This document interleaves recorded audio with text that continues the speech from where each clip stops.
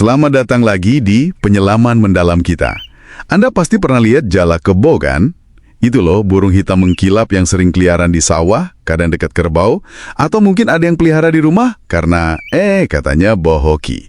Nah, hari ini kita mau coba bongkar nih tumpukan riset sama catatan soal burung ini. Nama ilmiahnya Acridoteres javanicus.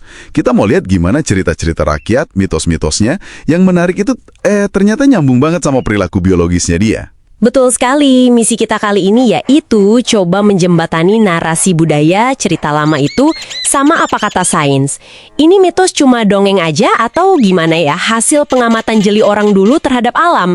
Sumbernya lumayan lengkap nih, lihat dari dua sisi. Mari kita gali yang paling penting buat Anda tahu. Oke, tapi sebelum jauh, ada satu yang krusial nih. Penting banget buat Anda bedain. Jalak kebo ini beda ya sama jalak Bali. Yang putih itu loh, Leopsar rothschildi, yang langka banget dan dilindungi ketat. Nah, kalau jalak kebo kita ini, meskipun kelihatannya banyak, statusnya sekarang menurut IUCN, itu Lembaga Konservasi Internasional, udah rentan. Vulnerable. Betul, artinya resiko punahnya di alam liar itu tinggi. Iya, tapi sayangnya, di Indonesia sendiri, perlindungan hukumnya itu belum sekuat itu. Agak abu-abu gitu ya. Oke, kita mulai dari mitos paling terkenalnya dulu. Jalak kebo sebagai simbol harmoni. Sering banget diceritain di dongeng Jawa, Kebolan Manuk Jalak, yang intinya ngajarin soal kerjasama. Nah, iya. Dan yang menarik di sini tuh, cerita itu bukan ngarang bebas. Akarnya itu langsung dari pengamatan perilaku si burung di alam. Anda bisa lihat sendiri kok. Jalak kebo sering banget nangkring di punggung kerbau atau sapi. Sibuk matokin sesuatu. Oh, dia bukan iseng ya? Lagi ngapain emangnya? Bukan iseng, dia itu lagi makanin kutu, lalat, caplak, parasit-parasit lain yang ganggu si kerbau. Wah, jadi kayak simbiosis mutualisme itu dong. Tepat, persis. Itu istilah ilmiahnya. Si burung dapat makanan gratis, kerbaunya jadi lebih bersih, bebas dari gangguan parasit. Saling untung berarti ya? Keren juga. Iya. Nah, interaksi biologis yang jelas banget ini diamati sama masyarakat. Terus, diabadikan jadi cerita rakyat tadi. Jadilah itu pelajaran moral tentang hidup bareng, saling bantu, pengamatan ekologi jadi kearifan lokal, gitu. Oke, paham. Itu soal harmoni. Terus, ada lagi nih, kepercayaan kalau burung ini bisa bawa keberuntungan atau nolak bala. Bahkan, ada yang bilang bisa jadi pembawa pesan gaib. Katanya dari suaranya atau kehadirannya aja. Ini gimana nih ya?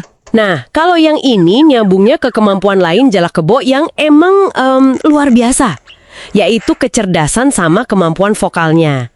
Burung ini tuh termasuk pinter dan terkenal banget bisa niru macam-macam suara. Nggak cuma suara burung lain loh. Oh iya? Suara apa lagi? Kalau dilatih terus-terusan, dia bisa niru beberapa kata manusia atau suara lingkungan sekitar, kayak siulan orang, bunyi alarm kecil, gitu-gitu. Wah, pantes aja ya. Kebayang sih di zaman dulu, pas orang belum terlalu paham perilaku hewan, dengar burung bisa ngomong atau niru suara aneh pasti kesannya gimana ya, mistis banget. Betul. Beda kan dari kicau burung biasa, jadi gampang banget ditafsirin sebagai pesan atau pertanda dari alam goib. Kicauan aslinya sendiri memang agak serak gitu, khas. Tapi, yaitu kemampuan niru suara yang nggak terduga itu yang bikin dia dihubung-hubungin sama hal supernatural. Jadi kemampuan biologis yang unik dikasih makna tambahan sama budaya ya? Tepat. Ini contoh bagus bagaimana sesuatu yang sebenarnya ilmiah bisa dipandang mistis karena mungkin keterbatasan pemahaman di masa lalu. Jadi karena bisa niru suara dan dekat sama manusia, itu dia jadi populer banget ya buat dipelihara. Tapi, kok saya dengar popularitasnya ini malah jadi masalah ya? Nah, itu dia intinya. Paradoksnya di situ. Justru karena dianggap spesial, bisa bawa hoki, pinter niru suara, jalak kebo jadi incaran banyak orang. Permintaan di pasar burung jadi tinggi banget. Akibatnya apa? Penangkapan liar pasti ya? Persis, penangkapan liar di alam jadi marak banget, terutama di habitat aslinya di Jawa dan Bali. Ya ampun, ironis banget ya. Kekaguman budaya yang asalnya dari ngamatin alam, malah jadi bumerang. Malah mengancam kelestarian burung itu sendiri di alam liar. Ditambah lagi status hukumnya tadi yang belum kuat. Betul sekali, statusnya yang udah rentan tadi jadi makin kritis karena eksploitasi berlebihan ini, yang Ironisnya didorong sama popularitas kultural dan nilai komersialnya. Belum ada aturan yang benar-benar efektif buat ngatur penangkapan atau perdagangannya secara nasional. Ini yang kita sebut paradoks konservasi kultural, di mana budaya yang mengagumi spesies malah secara nggak langsung jadi salah satu pendorong ancamannya. Ini sesuatu yang perlu Anda perhatikan dampaknya.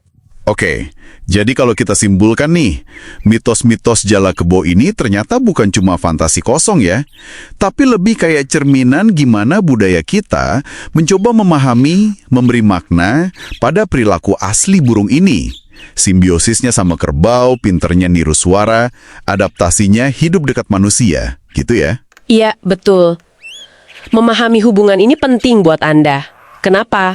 Karena ini nunjukin kalau kearifan lokal, cerita rakyat itu seringkali nyimpan pengetahuan ekologis yang berharga, hasil pengamatan akurat, tapi di sisi lain, ini juga jadi pengingat soal tanggung jawab kita bersama. Gimana apresiasi budaya, kalau nggak dibarengi kesadaran konservasi, malah bisa berdampak negatif yang nyata. Kekaguman bisa jadi eksploitasi tanpa sadar ya? Tepat. Nah, sebagai penutup, mungkin ada satu pertanyaan nih buat Anda renungkan di rumah.